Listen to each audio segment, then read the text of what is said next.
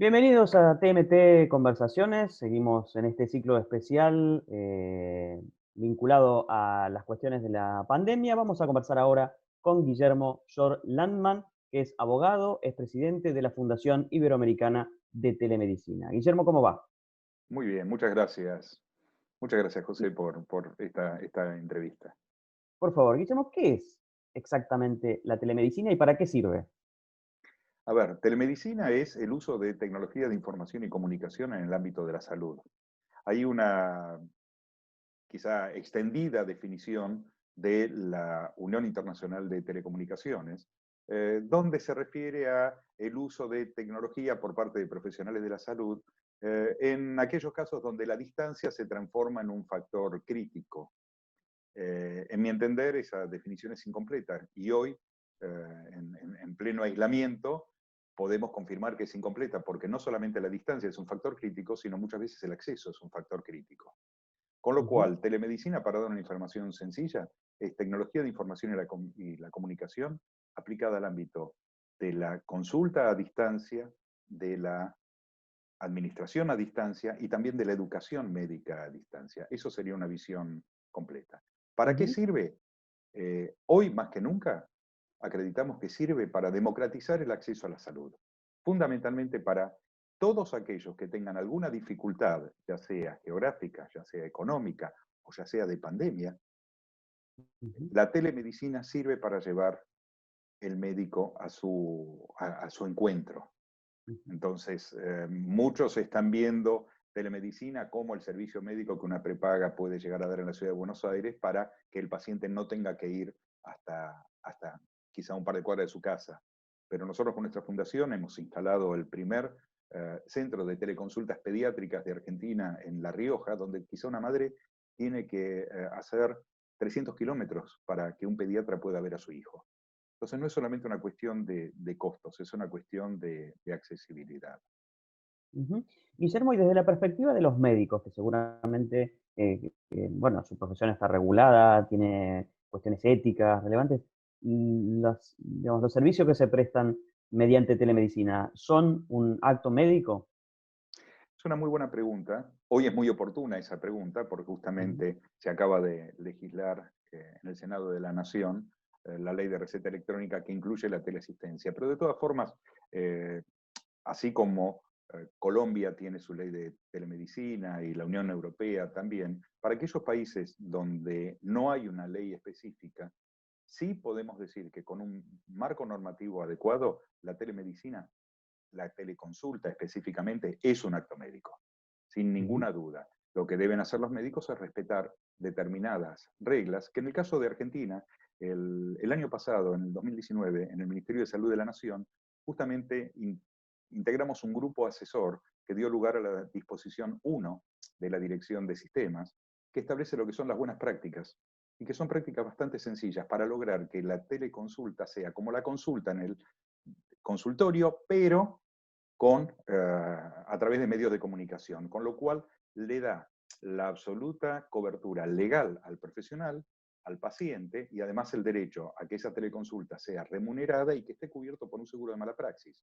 Y que ujú, básicamente consiste en tratar de asemejar lo más posible la teleconsulta a lo que es una consulta presencial, en términos de atención, en términos de una historia clínica que tiene que estar abierta en ese momento y que tiene que completarse después de esa consulta y que pueda auditarse, tal como estableció también acá en la resolución 282 de enero de este año, creo, ujú. la Superintendencia de Salud de la Nación, que tiene que ser auditable, no grabada, sino auditable el hecho de que se haya atendido.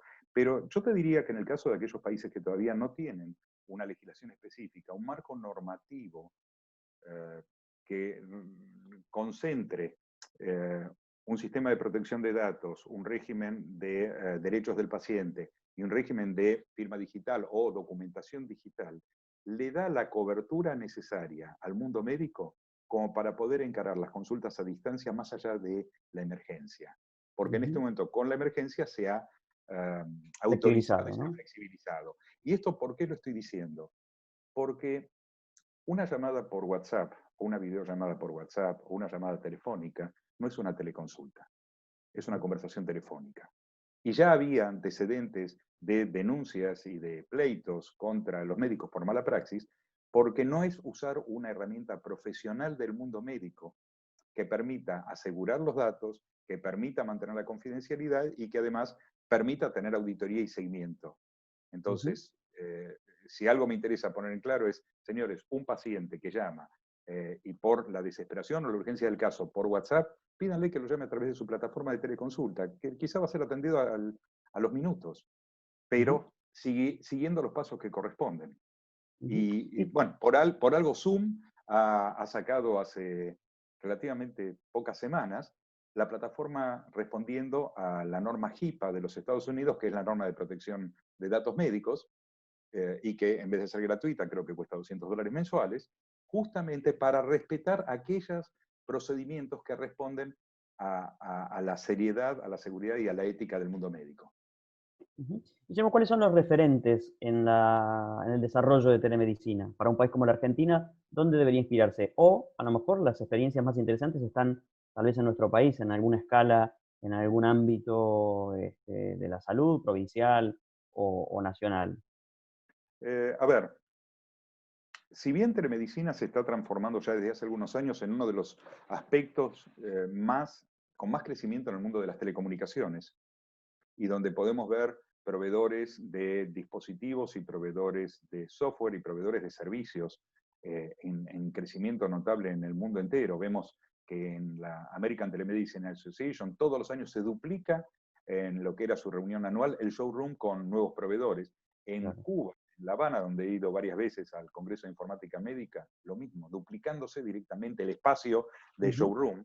Yo no me atrevo a tomar referentes mundiales porque no los veo. En Argentina tenemos un caso paradigmático que es el Hospital Garrahan, que desde hace 20 años brinda consultas de segunda atención, ya no solamente a médicos de Argentina, sino a médicos de América, con un nivel de calidad que pocas veces se ha logrado, que originalmente era referencia y contrarreferencia por fax, y que ahora es un sistema de teleconsulta realmente muy respetable y además modelo. Es más, quien era la coordinadora del Hospital Garrahan en los últimos 8 años, la doctora Celeste Sabiniano, en este momento es la coordinadora nacional del programa de telemedicina que está implementando el Ministerio de Salud de la Nación. No quiero ser autorreferente, pero nuestra fundación, la Fundación Iberoamericana de Telemedicina, hace muchos años también que está trabajando, hay cerca de 1,5 millones de pacientes sobre nuestra plataforma, ujú, y quizá el antecedente para tu público más interesante es que en el año 2009 Telecom de Argentina compró nuestra plataforma para la provincia de Salta, ujú, que una telco haya comprado una solución de esta naturaleza de una fundación chiquita, no es lo ujú, habitual, pero hoy hay más de 900.000 pacientes sobre esa plataforma. ujú. Entonces, nuestro caso de historia clínica electrónica y teleconsulta, para mí es un caso paradigmático. Me gusta mucho el desarrollo también que tiene Neuquén, que me parece un gran trabajo que vienen haciendo ellos. Guillermo, y después está la cuestión, digamos, de la medicina, pero viene más de la tecnología, que es la interoperabilidad de todas estas plataformas y la circulación de los datos y demás. ¿Eso se plantea como desafío? ¿Es un problema? ¿Es algo en lo que ya se Una está necesidad. trabajando? ¿Cómo es el José, tema? la Bien. interoperabilidad es una necesidad porque hoy ya tenemos que considerar como una utopía pensar que haya una plataforma nacional Ujú, estandarizada que nos permita tener una historia clínica única, que es claro. algo que desde la UIT lo veníamos reclamando desde el año 97, o desde el grupo TIC y Salud de la CEPAL, que presidí hasta el año 2018, lo veníamos proponiendo también para América, pero a esta altura del partido pensar, incluso en nuestro país, que tengamos una sola plataforma, es utópico. Pero Ujú, sí que tengamos un bus de interoperabilidad, como lo llaman, donde un conjunto de datos mínimos de cada uno de los intervinientes, de la salud pública o privada, de las provincias o de municipios, nos permitan tener por cada ciudadano y por cada paciente un conjunto de datos, es indispensable. La interoperabilidad es indispensable para que realmente podamos tener desde alertas epidemiológicas en tiempo real hasta estadísticas en tiempo real. Hay algo que a mí me llamó mucho la atención Hoy nosotros tenemos el orgullo de que en La Rioja, sobre 380.000 habitantes que viven en la provincia, hay 210.000, si entraron a la computadora te podría decir exactamente cuántos hay al día de hoy, pero 210.000 que tienen su historia clínica electrónica en la salud pública, más del 50% de la provincia. Y me contaba la ministra de Salud saliente del gobierno anterior de La Rioja, la doctora Judith Díaz Bazán, que se enteraron que habían disminuido a un dígito la mortalidad infantil justamente por los sistemas. Porque si no, se hacían censos cada 5, cada 10 años y ahí se iban tomando las referencias. Y ahora las referencias se toman en tiempo real. Las alertas epidemiológicas se dan en tiempo real. El hecho de cargar la información en un mapa digital es algo que estamos haciendo ya desde hace muchos años para poder detectar lo que serían focos de infección. Y hago una aclaración de un tema, ya que estamos en un momento de libre pensamiento, un tema que se ha transformado en una discusión, a mi entender, equivocada, que es el tema de protección de datos personales y epidemia o emergencia. Hasta la misma Unión Europea ha reconocido que la emergencia obliga a un pensamiento distinto.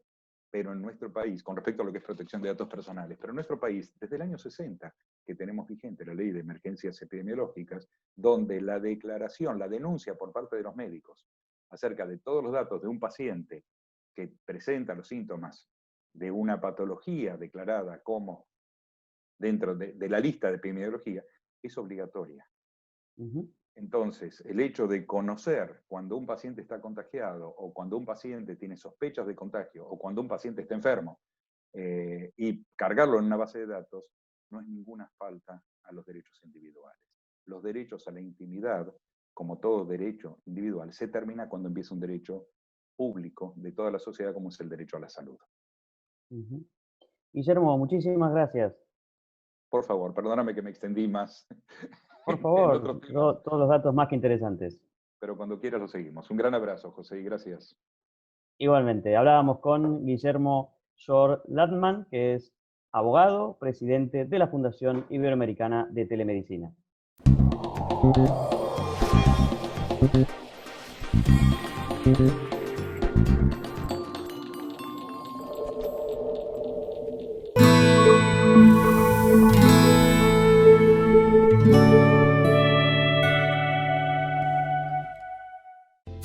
Encontrá tu factura de Cablevisión Fibertel o personal en cablevisionfibertel.com.ar/yo pago en casa. Pagala con tu tarjeta de crédito o débito y si te adherís al débito automático tenés importantes descuentos. Personal Fibertel y Cablevisión.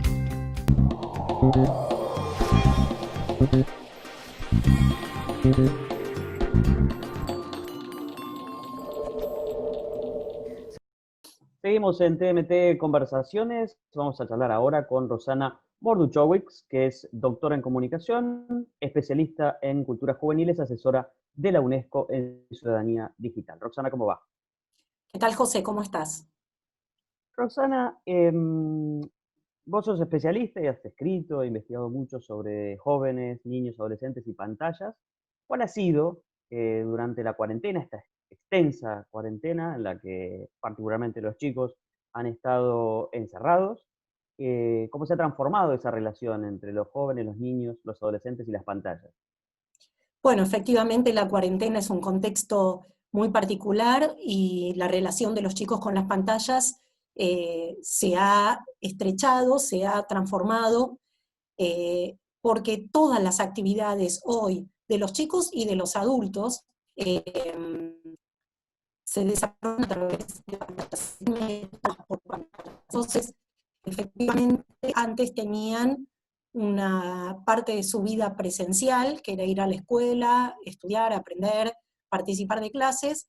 Ahora eso también está mediado por pantallas. Entonces, lo que ha sucedido en esta cuarentena es un incremento en la relación de los chicos con las pantallas y una dependencia mayor para todas sus actividades, las que tienen que ver con el aprendizaje, las que tienen que ver con su sociabilidad, que ahora no tiene ninguna posibilidad de ser presencial, y la que tiene que ver con el ocio o el entretenimiento, que tampoco incluye el deporte al aire libre o clases de teatro o cualquier otra actividad extracurricular que desarrollaban los chicos.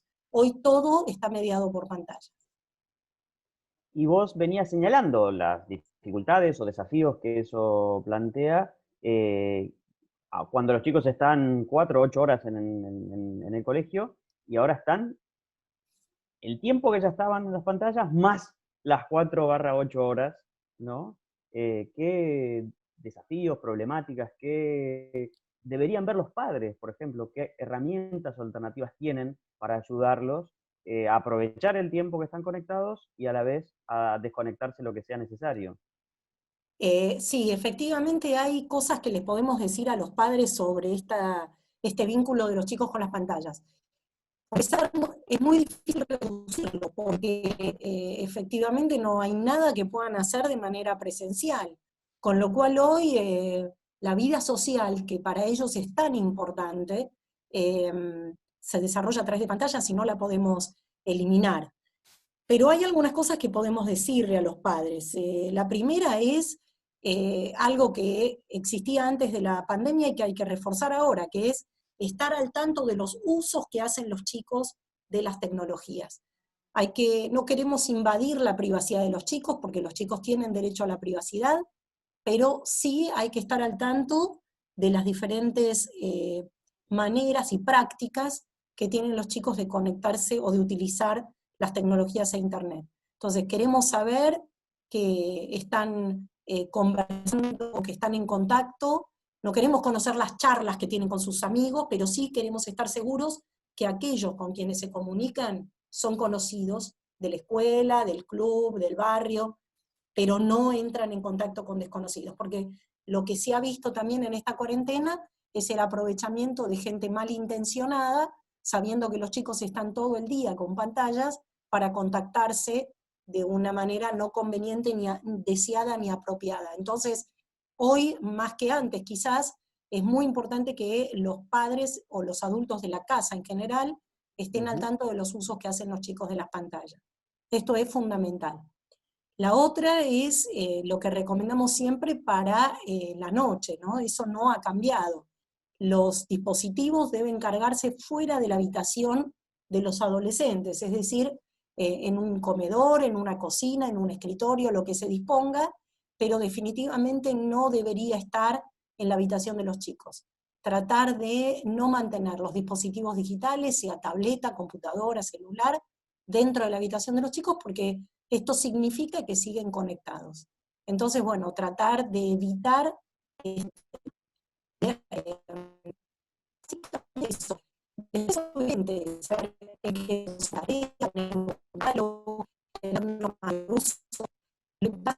Lo que es más difícil hoy es evitar la cantidad de horas de uso, porque toda la vida de ellos y de los adultos está desarrollada y mediada por pantallas. Pero sí debemos estar al tanto de los usos que hacen y también evitar que esto acompañe todo el día. Por ejemplo, también es bueno construir normas de uso. Por ejemplo, las cenas sin pantallas o los domingos sin pantallas. Entonces, tratar de ver momentos, almuerzos, cenas, espacios en los que las pantallas no estén.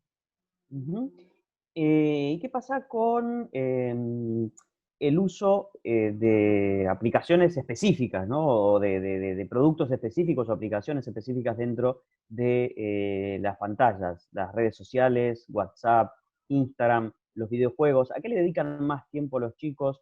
¿Es igual, digamos, que estén en las pantallas con redes sociales o que estén jugando videojuegos? ¿Qué particularidades podemos analizar en ese sentido?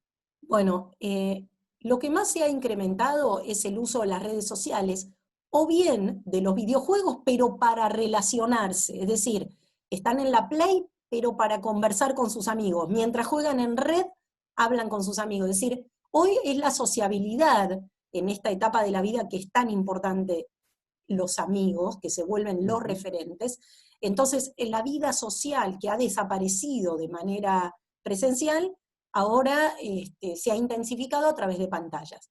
Entonces, aparecen redes sociales con más intensidad que antes, por ejemplo TikTok, que ha aumentado la cantidad de usuarios adolescentes, pero también dentro de algunas plataformas se ha incrementado el modo interacción. Por ejemplo, en Netflix ya no se usa como antes entre los adolescentes para ver una película o una serie, sino arman la interacción, ¿no? Como el party, que así se llama, para compartir esa serie o esa película entre todos. Entonces, lo que los chicos han buscado son estrategias que les permitan seguir consumiendo lo que consumían, pero acompañados de sus amigos. Y aquí las redes sociales han incrementado su presencia. Algunas que no estaban y otras que estaban y han intensificado su presencia. ¿Cómo gestionar, cómo pueden los padres o los adultos en el hogar gestionar, ayudar a los chicos a gestionar la exposición propia de su imagen, de su voz, de su intimidad, incluso en estos dispositivos? Bueno, esto vale para siempre, es decir, no solamente en contexto de pandemia, pero como se ha incrementado el uso de las tecnologías, obviamente ahora se hace todavía más importante, se vuelve más importante. Los chicos comparten información privada en la web, lo hacen no porque pensemos que son suicidas o que van en busca del conflicto o del problema. Lo hacen primero por esta sensación de inmunidad que tienen los adolescentes, a mí no me va a pasar. Le puede pasar a mi mamá, a mi papá, que no saben usar las tecnologías, pero a mí no me va a pasar. Y por otro lado, también lo hacen porque para ellos la popularidad es un valor muy importante, y si para ser popular y tener más amigos necesito contar algo más de mí, lo hago. Entonces, suben aspectos de su vida privada. Lo mejor que pueden hacer los adultos es explicarles varias cosas. Primero, que no siempre estamos seguros quién está detrás de la pantalla. Entonces, explicarles que no solo sus amigos, que ellos creen, quién que no sea mi amigo le va a interesar ver lo que yo subo. Bueno, explicarles que efectivamente no siempre son los amigos y conocidos quienes ven su perfil. No hay nada 100% privado en Internet. También explicarles que no hay nada, digamos, que lo que se sube a Internet es muy difícil de borrar y puede quedar allí para siempre. Y es un problema porque si queda ahí para allí, siempre los puede perjudicar en su imagen a futuro. Cada vez son más las empresas que chequean los perfiles que los chicos tuvieron cuando eran adolescentes antes de contratarlos para un nuevo trabajo a futuro. Entonces es un problema grande que explicarles que es muy difícil de borrar lo que se sube a Internet. Y por otro lado, que todo es público, con lo cual explicarles que por configuraciones que hagan, igual siempre existe la posibilidad de que otros que no son mis amigos y que son malintencionados lo puedan usar de una manera no apropiada. Estos dos aspectos, ¿no? Hay que intensificar el diálogo sobre estos temas, ¿no? Que la vida privada no es conveniente exponerla, no solo las informaciones, sino las imágenes, porque pueden quedar para siempre y ser usadas por otros que no conocemos de una manera no apropiada. Roxana, el uso durante muchas horas de videojuegos en las consolas, por ejemplo, y particularmente de los videojuegos que por ahí contienen roles de violencia, ¿hace chicos más violentos? Yo no creo en ese planteo. Digamos, esto nos hace recordar los planteos que existían ya con la televisión, ¿no? Es decir, el chico que ve programas de televisión, decíamos antes de Internet, violentos, ¿es más violento? O cuando el chico se descubría que un chico llevaba un cuchillo o una navaja a la escuela, ¿tenía que ver con el programa de televisión que había visto la noche anterior? Bueno, la mayoría de los especialistas sostenemos que no existe una relación lineal de causa-efecto entre lo que uno consume en pantallas, sea televisión o Internet, y sus comportamientos. Hay otras variables que son más importantes. Por ejemplo, el contexto. El contexto quiere decir, primero, con quién está el chico cuando consume ese programa de televisión o ese videojuego. ¿Lo puede hablar con alguien en la casa? ¿Puede poner en palabras lo que lo enoja o lo angustia? Eso es uno. La otra es el contexto social, ¿no? Porque también decíamos, la culpa es del programa de televisión o del videojuego, pero a lo mejor ese chico vive en un barrio donde la inseguridad es muy grande y resulta que la fuerza física es lo único que le permite a la familia sobrevivir o que conviven con ella todos los días. Entonces, saber cuál es el contexto familiar y social de ese chico es más importante que el contenido de ese videojuego, de ese programa de televisión. Entonces, entender que hay muchas variables. Ahora también recuerdo cuando se decía que los chicos por ver Superman se van a tirar por la ventana, y eso no pasa, porque tienen que existir otras variables de contexto familiar y social, contextos de recepción, que son más importantes que el contenido de ese videojuego o de ese programa de televisión. Las preguntas se mantienen y las respuestas también. La mayoría de los especialistas no creemos en esta relación tan lineal entre uno y otro. Roxana, ¿algún consejo final y breve para padres con hijos en cuarentena que están todo el día con las pantallas? Bueno, esto, algo de lo que veníamos diciendo, en primer lugar, que es inevitable porque lo presencial ha desaparecido, los chicos no tienen esos espacios de interactuar de manera presencial con sus amigos, ni con sus profesores, ni con sus docentes. Entonces, entender que están más tiempo con pantalla, eso es primero, pero eso obliga a los adultos de la casa a fortalecer el diálogo, no invadir la privacidad. No queremos que nos cuenten de qué hablan con sus amigos, pero queremos estar seguros de que las normas de seguridad están claras. No subir información personal, los dispositivos digitales, evitar que estén en la habitación si son más chicos, en edad escolar primaria, que estén en espacios de circulación colectiva como un comedor, un escritorio, una cocina, lo que se disponga. Y sobre todo que, por un lado, crear espacios en los que las pantallas no estén, espacios de interacción, de diálogo entre padres e hijos, y por las noches que los dispositivos se carguen fuera de la habitación. Roxana, muchas gracias. Gracias a ustedes por llamarme. Hablábamos con Roxana Morduchowicz, que es doctora en comunicación, especialista en cultura juvenil y asesora de UNESCO en ciudadanía digital. Hasta la próxima.